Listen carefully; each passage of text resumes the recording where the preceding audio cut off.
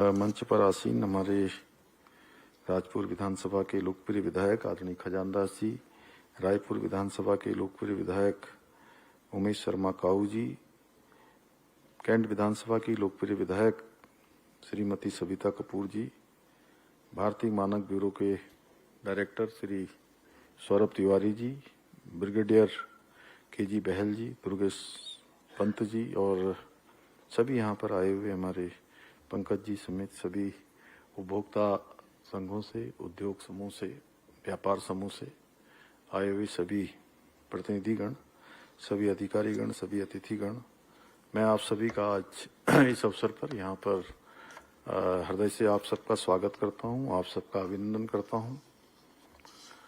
मेरे लिए प्रसन्नता का विषय है कि मुझे आज भारतीय मानक ब्यूरो के स्थापना दिवस के अवसर पर आप सभी के बीच में इस कार्यक्रम में उपस्थित होने का शुभ अवसर प्राप्त हो रहा है।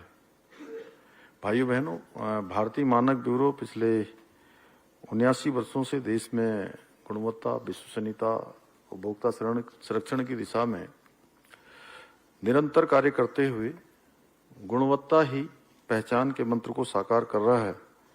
1947 में ये संस्था प्रारंभ हुई और इसकी गौरवशाली यात्रा आज BIS के रूप में देश की औद्योगिक, वैज्ञानिक एवं आर्थिक प्रगति की बहुत मजबूत आधारशिला बन चुकी है।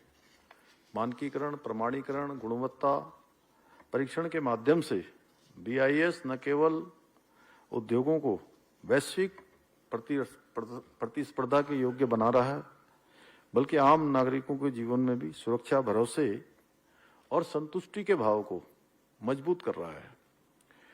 भारतीय मानक ब्यूरो ने पिछले 8 दशकों में न केवल उपभोक्ताओं की सुरक्षा सुनिश्चित की है, बल्कि उद्योग, व्यापार और सेवा के क्षेत्र को भी मजबूती प्रदान करने का काम किया है। इसलिए यदि मैं कहूं कि भारतीय मानक ब्यूरो आज भारत में गुणवत्ता आधारित संस्कृति का आधार स्तंभ बन गया है, तो इसमें कोई अतिशयोक्ति नहीं होगी। भाइयों बहनों, किसी भी देश की आर्थिक प्रगति, औद्योगिक प्रगति और वैश्विक प्रतिष्ठा इस बात पर निर्भर करती है कि वहां बनने वाले उत्पाद और सेवाएं कितनी सुरक्षित, टिकाऊ और मानकों के अनुरूप हैं। ये सुनिश्चित करने का काम आप लोग करते हैं, क्योंकि जब कोई नागरिक किसी उत्पाद पर ISI मार्क देखता है तो उसे भरोसा हो जाता है कि उत्पाद गुणवत्ता और सुरक्षा के सभी मानकों पर खरा उतरेगा। यही विश्वास भारतीय मानक ब्यूरो की सबसे बड़ी उपलब्धि और उसकी साख का प्रतीक है। भाइयों बहनों, आज मानकीकरण का दायरा केवल उद्योगों तक सीमित नहीं रह गया है, बल्कि यह कृषि के क्षेत्र, स्वास्थ्य के क्षेत्र, सुरक्षा, ऊर्जा, जल संरक्षण, आपदा प्रबंधन और डिजिटल सेवाओं जैसे महत्वपूर्ण क्षेत्रों तक इसका विस्तार हो चुका है। मुझे खुशी है डिजिटल सुरक्षा, मेडिकल डिवाइसेस, ड्रोन, इलेक्ट्रॉनिक वाहन, रिसाइकलिंग सामग्री, हरित ऊर्जा जैसी उभरती हुई तकनीकों के लिए समयानुकूल मानक निर्धारित कर भारतीय मानक ब्यूरो आने वाली पीढ़ियों के लिए एक सुरक्षित भविष्य की नींव बनाने का काम कर रहा है। आज भारतीय मानक ब्यूरो इकोलॉजी और इकोनॉमी के बीच संतुलन स्थापित कर सतत विकास की दिशा में भी बहुत महत्वपूर्ण भूमिका निभा रहा है। मुझे बताया गया कि हमारे प्रदेश में भी मानक ब्यूरो विभिन्न विभागों में, जैसे हमारे यहाँ PWD, MDDA, UPCL, आपदा प्रबंधन के साथ समन्वय करते हुए इन सभी को मानकीकरण की दिशा में जागरूक और सशक्त बनाने का महत्वपूर्ण कार्य कर रहा है। मुझे खुशी इस बात की है कि भारतीय मानक ब्यूरो के देहरादून कार्यालय द्वारा जन जागरूकता अभियान, शैक्षणिक संस्थानों के सहयोग एवं उद्योगों के साथ समन्वय स्थापित करके गुणवत्ता के प्रति समाज में एक सकारात्मक वातावरण तैयार कर रहा है।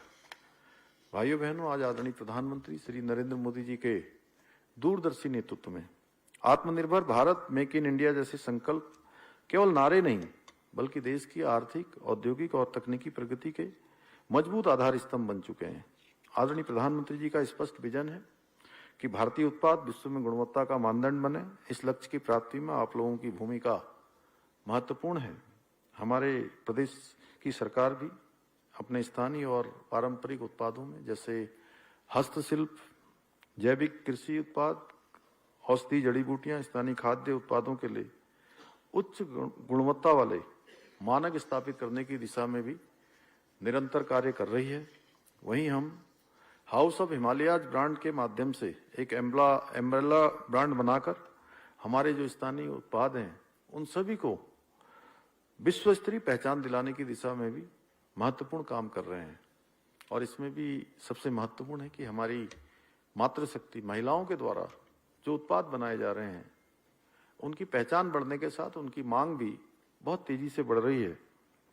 भाइयों बहनों, आज आवश्यकता है अच्छी गुणवत्ता वाली हमारी आदत भी बने और एक ये जन आंदोलन का रूप भी ले, क्योंकि गुणवत्ता की मांग करना केवल उपभोक्ता का अधिकार नहीं बल्कि आधार हमारे विकसित भारत का भी है। आत्मनिर्भर भारत के निर्माण के लिए भी हर एक नागरिक की ये जिम्मेदारी भी है। अगर हम गुणवत्ता को अपनी आदत में बना लेंगे तो न केवल हम विश्व के सभी मानकों पर खरे उतरेंगे बल्कि एक समय ऐसा भी आएगा कि जब हमारे उत्पाद वैश्विक मानक तय करेंगे।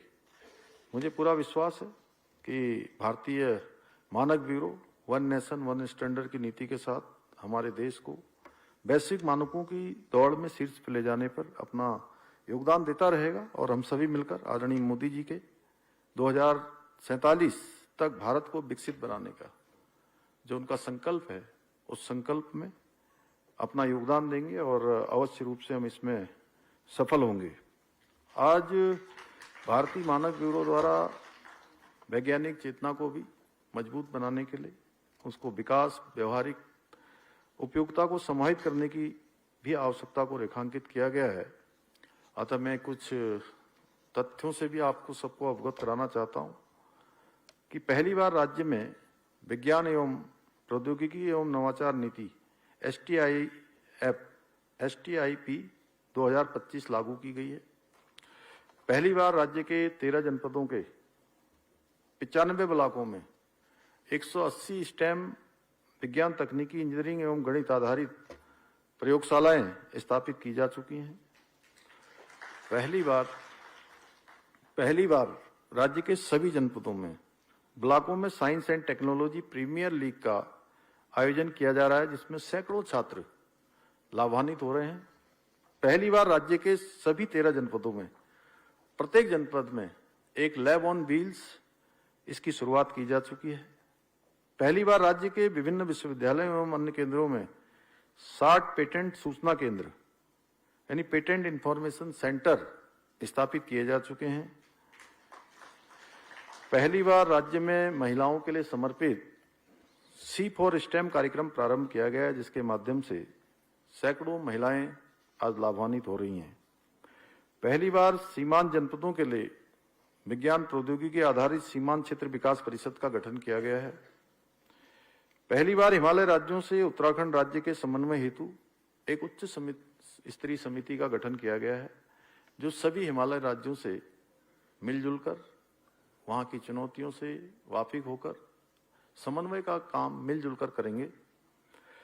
पहली बार पर्वतीय सीमांत जनपदों में विज्ञान महोत्सव का आयोजन किया गया है। इस वर्ष यह महोत्सव अभी हाल ही में रुद्रप्रयाग जनपद में आयोजित किया गया था।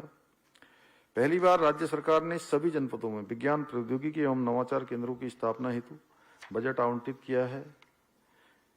पहली बार राज्य में विज्ञान रेडियो 88.8 मेगाहर्ट्ज के माध्यम से विज्ञान प्रौद्योगिकी एवं नवाचार आधारित कार्यक्रम जल्दी ही प्रारंभ किए जाएंगे।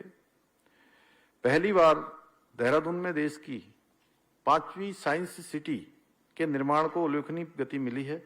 भारत सरकार के 60% और राज्य सरकार के 40% के संयुक्त सहयोग से लगभग 175 करोड़ रुपए की धनराशि से इस साइंस सिटी का निर्माण किया जा रहा है जिसमें राज्य सरकार द्वारा अपना राज्यांश भी जारी कर दिया गया। मैं तो आप सब लोगों से अनुरोध करूंगा कि जहां ये साइंस सिटी का निर्माण हो रहा है एक बार जरूर अपने बच्चों को, आसपास के लोगों को और आप सब लोग जरूर एक बार उसको देखने भी अवश्य जाएं।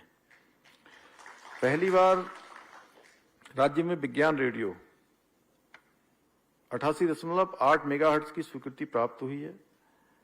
पहली बार राज्य में महिला प्रौद्योगिकी केंद्र स्थापित किए जा रहे हैं। पहली बार राज्य में केंद्रीय संस्थानों के साथ विज्ञान प्रौद्योगिकी एवं नवाचार आधारित संवाद स्थापित किए जा रहे हैं। पहली बार आपदा प्रबंधन में सिलक्यारा विजय अभियान ने विजय प्रौद्योगिकी आधारित अत्याधुनिक रेस्क्यू मॉडल पेश किया गया है, जिस पर आधारित विश्व आपदा प्रबंधन सम्मेलन का आयोजन किया गया है। कोई भी क्षेत्र या कोना ऐसा नहीं है जहां वह शोध हो, परियोजनाएं हो या नवाचार हो जिसे हमने पूरी तरह से कवर न किया हो, बल्कि 95 ब्लॉकों एवं 13 जनपदों में विज्ञान प्रौद्योगिकी नवाचार को पहुंचाने का कार्य किया है। और यह भी पहली बार हुआ है। पहली बार राज्य में ई गवर्नेंस GIS आधारित विज्ञान एवं प्रौद्योगिकी मॉडल स्थापित करने के उद्देश्य से जिला चंपावत डैशबोर्ड तैयार किया गया है तथा जनपद रुद्रप्रयाग हेतु कार्य प्रगति पर है। ये सभी काम राज्य में मानकों के साथ आगे बढ़ाए जा रहे हैं। मैं आज के इस अवसर पर एक बार फिर से भारतीय मानक ब्यूरो टीम की पूरी टीम को बहुत धन्यवाद करते हुए उनको आज के स्थापना दिवस के अवसर पर सबको बधाई देते हुए मैं अपनी बात समाप्त करता हूं। धन्यवाद।